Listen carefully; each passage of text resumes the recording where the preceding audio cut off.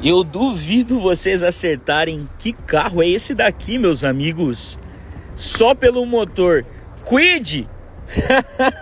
Esse motor aqui é o peso inteiro do Kwid, cara. Você imagina isso, meus amigos?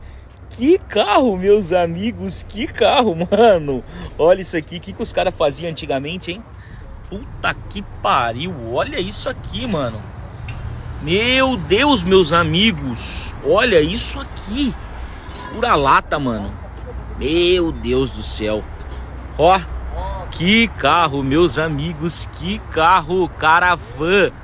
Mano do céu. Só não é CBE, pecou nisso só, tá? Porque o carro tá daorinha, tá bem top, hein? O que vocês falam pra mim? Deixa nos comentários aqui, você teria ou não teria um carro desse? Hã?